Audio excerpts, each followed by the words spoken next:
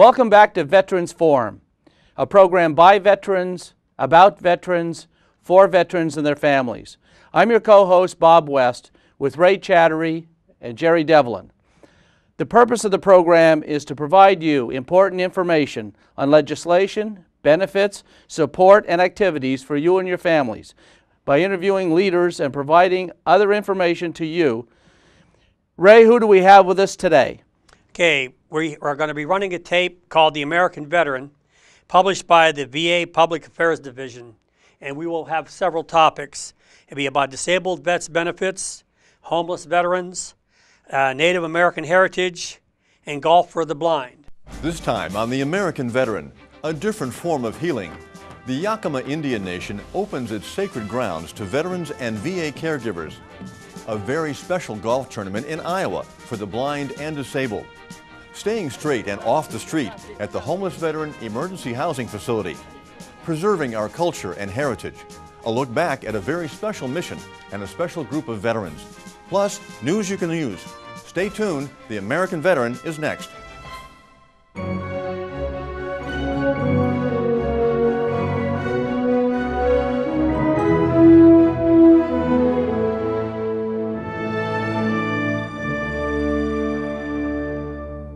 Hello, I'm Jim Benson.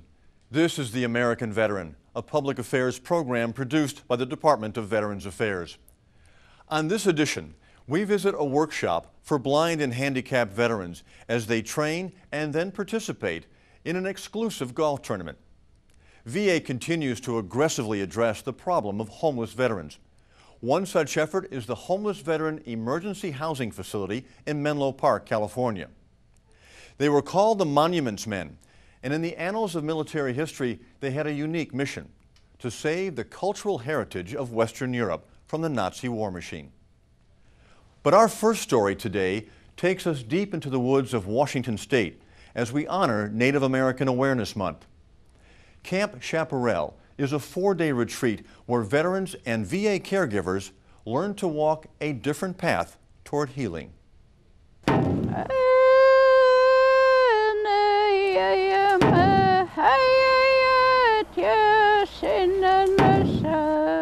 Memories of Vietnam haunted Marine Corps veteran Steve Kinsey for 30 years. 30 years I was ballistic, wide awake, they call it hypervigilant. For 30 years just dealing with things that happened in Vietnam, which were sometimes very horrible on your own. And you just stuff your feelings, you just go on with your life, but inside you're in total turmoil. Steve's anguish flared in bar fights and self-destructive behavior. 30 years of suffering left him empty and numb. When I walked around the farm at 4 in the morning, just tears run down my face. And I started to think that was normal. But 8 years ago, a friend handed him a VA pamphlet on PTSD. I'll tell you, after I read that pamphlet and everything in that, every page was me, I sat in my basement for 2 hours and I just cried. I couldn't believe it. I said, what has happened to me?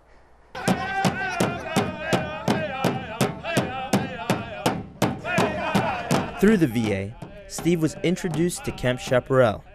The concept for camp came about with the idea of exposing VA employees to Native American culture, to give them a better idea on how to deal with Native Americans within the VA system, to give them another tool in the toolbox, so to speak.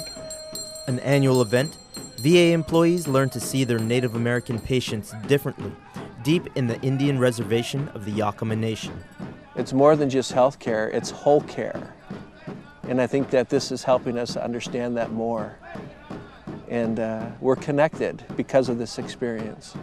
Native people have shared and opened up and explained their feelings and the way their culture does things because it's so family-oriented. The involvement of the family and the community with each person is an integral part of their wellness.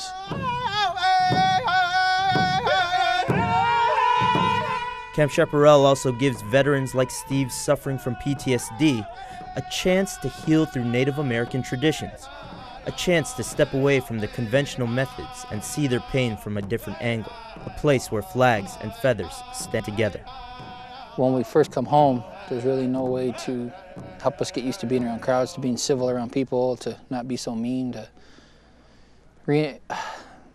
to let go of what we seen, what we did to survive.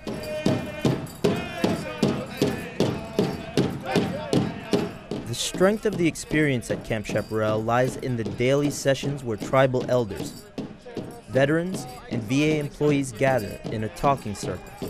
Though Camp Chaparral hopes to teach VA counselors how to deal with Native American PTSD issues, in the talking circles, everyone must confront their own demons. There are no names or no titles. It's not like I'm a PhD and you're a laborer. Up here, some of these people, we don't know what they do, but it's like everybody's on equal basis. In the talking circle, Steve learned he was not the only one suffering from the pain of combat. I was planning, I'm not going to cry, I'm not going to do anything, and they talked about a couple scenes for them in Vietnam, and I could see it and I could smell it. And then they talk about all these guys in his unit, most of them are either dead, in prison, or drug addicts, or alcoholics, and it hit me like a rock, because that was me. And you talk about Vietnam, and you talk about after you get back, and you become an alcoholic, become divorced, but however this place works, I mean, it got me to open up. When I finally just broke down and started crying, I started talking about things that happened in Vietnam that I never told anybody in my whole life for the whole 30 years. So I opened it up and I just kind of let off some demons. Steve finds comfort in knowing he is no longer alone.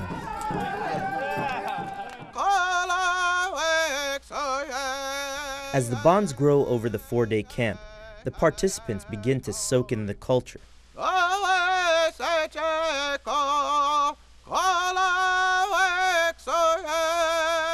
The VA employees learn Native American patients must be handled differently because injuries like PTSD hurt not only physically and mentally, but also in ways that can't be put on charts or computer screens.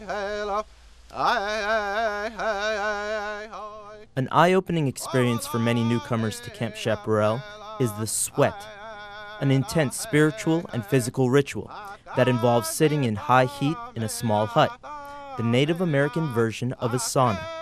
We are inside our mother's womb, and we are being reborn again. The sweat is to be with the Creator, talking with the Creator, to forgive us what we have done in the battle. Just as you would go into your church and confess, it is the same way with the sweat that you go in and talk and be with the Creator.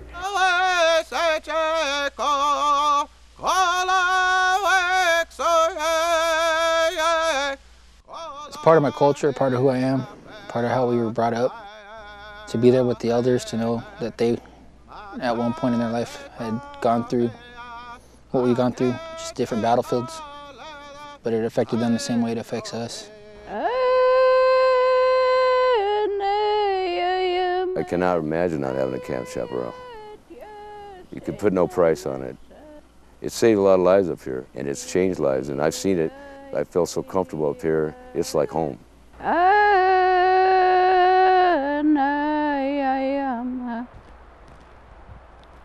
Camp Chaparral currently has 40 slots each year for VA healthcare workers and veterans from Oregon, Washington, Idaho, and Alaska. If you're interested in more information, go to the camp's website at www.waterplanet.ws/cc. Golfers say keep your eye on the ball, but there's a lot more to it when you're blind. Today, the American veteran takes you to a VA golf tournament in Iowa, where veterans learn to hit a ball they cannot see. Veteran Hank Britton is a golfer. Where'd I go? In the water. He's also legally blind. Sometimes luck's better than skill, you know? But all joking aside, Britton golfs amazingly well for someone whose vision is limited to vague shapes. Yes. Gosh, I'm a lot better golfer than I ever imagined I'd be for a blind person. Today, Britton's competing in the T Tournament, a yearly golf event exclusively for blind and disabled veterans, organized by the Iowa City VA Medical Center. But the question does come to mind. How can you golf if you can't see? There's varying levels of blindness. Some are just legally blind, some have tunnel vision, some people have no vision at all. I see the dark gray, which I'm assuming are trees. If you're visually impaired, you're assigned with a golf buddy in order for you to make sure that you get a good sweet shot. If his club is not quite turned in the right direction, we'll help him visualize the trees and what's the best direction to go, and find out exactly where he needed to aim. Second one. Second dip on the left. Okay. He just swings away and hits it solid and right down the middle of the fairway. I try to envision it in my head, almost like an overhead shot, during one of the big PGA tournaments or something on TV. Nice. Oh, good one, babe. Good shot. Where we wanted, Hagster, right there. Today, Britton's happiness and pride in his accomplishments are evident. But just 1 year ago, that wasn't so. I used to go to sleep at night. My last prayers, the last thing I'd say was, just don't let me wake up tomorrow. Let me go. Just make it end. Then he attended his first tee tournament, and golf proved to be the unlikely answer to his prayers. It just kind of gave me, I don't know, kind of a joy in life that I hadn't had in a long time. When the Iowa City VA staff learned how Britton felt about golf, they enrolled him with 16 other blind and disabled veterans and their golf partners in a series of in-depth lessons, all free of charge, through the Give Foundation. Golf for Injured Veterans everywhere is set up to get our veterans out of the house, get them out and realize that there's something else they can do, and they come and visit us every week for golf lessons. A chance to learn the basics of golf and possibly to make new friends. Is more than just golf. Yeah, it involves golf, but it brings people together, brings us out of our exile, brings us out of our funk. Been one of the best experiences of my life. Good ball. Wow. He hits it quite a ways, which is very satisfying, even though he can't see it. And the pros here help students overcome all types of disabilities. There we go. Why can't I do that every time? Veteran Bob Briggs sustained a traumatic brain injury in Iraq and is partially paralyzed. I tried to play golf when I got back, and I got very, very frustrated because of my left side. We want to get right into that position. Jim Dickerson taught him how to compensate for this, teaching him to hit the ball correctly, utilizing a one-handed technique. Bob is my ultimate reward for what I do. He has become really, really successful using the right side of the golf swing. And you can see the ball just leave right outside of the studio. The pros pull out all the stops for these guys, including a swing analysis in the resort's high-tech performance studio. Your club is nicely at a 23-degree angle above the water line, which is better than most players I see on our video system. Yeah. And once the local community learned about the program, club donations came flooding in. No one goes home empty-handed on graduation day. Really, the bottom line is that they're getting out, having fun, and are starting to play a game that they can play for the rest of their lives. By golly, another good shot. If just one or two other guys who are like me have lost all the joy and desire for life, if they can come through this program and get it back. Nice one. Oh, it's done its work. The Tee Tournament takes place every September in Iowa City, and the Give program, Golf for Injured Veterans Everywhere, runs year-round. If you would like to donate clubs, volunteer, or participate in these golf programs, see their websites. For the Tee Tournament, go to va.gov, click on Public Affairs, and select Special Events. For the Give Foundation, go to www.giveforveterans.com. For veterans trying to escape drug and alcohol dependency, staying sober can be difficult enough. For homeless veterans, that challenge can be almost insurmountable. In 1995, a California man came up with a solution that is helping others today. It's called the Homeless Veteran Emergency Housing Facility. For homeless veterans trying to fight drug and alcohol dependency, checking into a VA program is a huge step. a step that includes finding shelter where they can get their lives back in order. It's important to strike while the iron's hot, because what happens is if the person isn't brought into the system immediately, they can get pulled right back into the life again. Irvin Goodwin knows this firsthand. An Army veteran, Irvin lived in People's Park, sleeping beneath a tree. They didn't have the bed space. I mean, it was a long waiting list to receive VA services. That need to get homeless veterans off the streets is why Irvin partnered with VA to create the Homeless Veteran Emergency Housing Facility, a transitional housing facility where homeless veterans can stay for up to 2 years.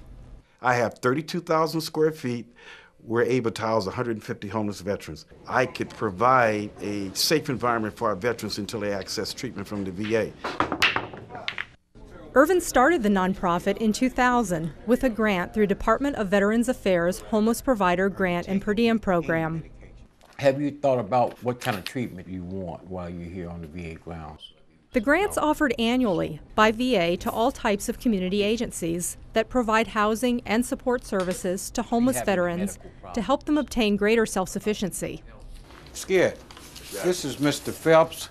Have a seat, Mr. Phelps. He's going to go into B140 bed 3. Located on the grounds of the Menlo Park campus of the VA Palo Alto Healthcare System, Irvin's nonprofit takes homeless veterans in immediately. VA funds 121 beds through the Grant and Per Diem program, including 12 beds for women veterans. To Navy veteran Penny Rowland, it's the end of a 13-year struggle. I came in here with the clothes on my back. For once, a little bit of hope after 13 years. I looked around and I saw other veterans being courteous and kind to each other. I saw big TV screens and fish tanks. It was a place where I could actually lay down and have a bed. Everything was provided for me here. It's just life-changing. What does that mean to you to accept the emotion that you're experiencing? Part of the healing takes place in one-on-one counseling sessions with VA mental health professionals located right next door. For Penny, that means finally being able to talk about sexual trauma she experienced in the military. One that's changed my life is the women's PTSD in-house programs. This was a true answer to my prayers. The way that this Grant Per Diem program has worked really well, it's helped guys continue to maintain a clean and sober place to stay where they can continue to stabilize medically. It's all about veterans putting their lives back together. Navy veteran Dave Miller just got out of prison. Dave's inspired by the warm welcome he received from Irvin and fellow veterans. It was a good feeling having a place to go. It was very, very heartfelt, warming to me for them to accept me into their program. Irvin helps the veterans here find jobs, which alleviates Dave's anxiety over how others would accept him. Dave is a headstone inscriber at a VA National Cemetery. Through this vocational training, and these men and women are giving back to other veterans and their families who are now at a tremendous time of emotional need. For Penny, getting back to work is the best sign she's on the path to recovery. I truly consider this place here an oasis in a horrible storm. We don't have to live like we were living. We can get our lives back. For Dave Miller, the pride in his work goes beyond a normal paying job. I feel it's an honor. You know, it's my brothers and sisters who have fallen. The respect for veterans is evident in the care and attention to detail given to a single headstone. And there are thousands here. In the last 8 years, the Homeless Veteran Emergency Housing Facility has connected over 4,000 veterans to VA services, helped them find employment, and leave the streets. Proof that VA is playing a vital role in one man's life can change the future for thousands. For Irvin Goodwin, the hope he has for the future doesn't stop with those he's helped so far. He still goes out to People's Park to reach out to homeless veterans. This is just one of many veterans that get lost through the cracks, end up homeless with mental health issues. And with a guy like this, if we were able to get this guy to the VA to receive VA services within a matter of months, this guy would have a lot of stability in his life. Through VA's grant and per diem program, Irvin's finding numerous ways to honor veterans with a proper place to finally rest and a final resting place. The Homeless Veteran Emergency Housing Facility is but one program supported by VA's faith-based and community initiative. If your organization would like to know more about helping veterans, contact the Center for Faith-Based and Community Initiatives at www.va.gov/FBCI. To learn more about VA's Homeless Provider Grant and Per Diem program, visit www.one.va.gov/homeless. And now some news you can use. VA has announced changes to the disability rating schedule for traumatic brain injury and burn scars. Studies show that while some effects of TBI are transient, others can result in long-lasting physical, mental, and behavioral impairments. The new schedule allows for better assessment of the long-term consequences of TBI. The changes will affect future victims of TBI, as well as some veterans already receiving compensation for TBI injuries. Those in the second category will be reevaluated under the rating schedule's new criteria and could be eligible for increased compensation. The Department of Veterans Affairs now considers Lou Gehrig's disease, or ALS, a compensable illness presumed to be related to military service.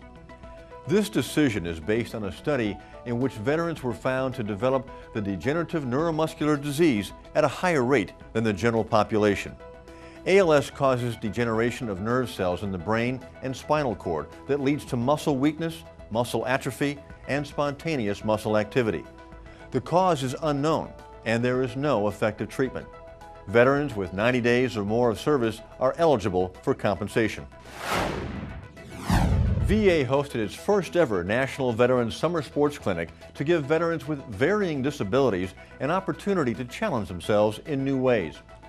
The clinic was developed in response to the demand for more adaptive and therapeutic sports programs. Held in San Diego, California, the one-week clinic offered a variety of sports, including track and field, cycling, sailing, kayaking, and surfing. Participants left with a feeling of change and accomplishment. VA's next clinic, the Winter Sports Clinic, is right around the corner. Veterans can register for the clinic until November 30th. For more information, go to va.gov, click on Public Affairs, and select Special Events. Now I would like to introduce you to another of our new reporters. George Dwyer comes to the American Veteran with a distinguished record in broadcast news. An award-winning journalist, he worked for ABC News for 10 years, and then with the Voice of America for 15. George, welcome to the American Veteran. Thanks, Jim. Tell us about the story you have for us today. Well, during the final months of World War II, a small detail of U.S. soldiers was assigned to search out, secure, and ultimately return trainloads of precious artwork stolen by the Nazis. They became known as the Monuments Men. Today, fewer than a dozen U.S. Monuments Men survive, but the story of what they accomplished has become one of the more compelling narratives in the long history of art and war. While Nazi forces were ransacking Europe's cities and plundering her priceless art treasures, the United States was devising a plan to reclaim what had been stolen. Just to give you some kind of feel for the extent Hitler's collection of paintings reached 4,100 paintings that he had in his particular collection alone. Harry Ettlinger was a buck private in the Army, 19 years old and about to be sent into battle. But because he spoke German, he was assigned instead to the Recovery Project. My most precious birthday gift I ever got in my life that occurred on that particular day. Out of the 8 men that I went overseas with, 3 of them were killed in action and 5 more wounded. And it has affected me mentally and spiritually, that I was saved. Harry still believes he was spared for a reason. It's one thing that I'm proud of, and one thing that I tell all Americans they should be proud of, that we stood for the first time in the history of civilization, not for the destruction, not for the thievery of culture, but for the saving of culture. About 350 men and women from 13 nations took part in the Monuments Men project. In all, they recovered more than 5 million paintings and other stolen artifacts, then saw to it that they were returned to their rightful owners. Harry himself uncovered this Rembrandt self-portrait stashed in a salt mine in Germany, just one of many masterpieces that were recovered by the Monuments Men. It was the focus and passion of these men and women that really helped preserve some of the greatest treasures of European and world culture. Archivist Michael Kurtz is the author of a book about the Monuments Men. I've dedicated my book to the Monuments, Fine Arts, and Archives officers because I think they are real and genuine American heroes. They were going into these mines. There were mines that the Germans had left munitions behind with the idea of trying to blow them up. This took a lot of physical courage as well as hard work. Surviving Monuments Men like Harry Ettlinger know well the price that was paid in achieving their mission. Many, many hundreds of Americans lost their lives because of the difficulties of trying to come along and save the culture of Europe. The story of what they achieved has become an inspiring reminder of our own nation's historical heritage, which has so often depended on the heroic actions of individuals like the Monuments Men. We thank George for joining us and for that fascinating story. In 2007, both houses of Congress passed resolutions officially recognizing the work of the Monuments Men. And later this year, a major motion picture about them is set to be released. To learn more, go to www.monumentsmenfoundation.org. That's it for this edition of The American Veteran. We are honored to bring these stories to you, the American Veteran, each month. If you'd like to contact the Department of Veterans Affairs for any reason, here are a few ways to do so.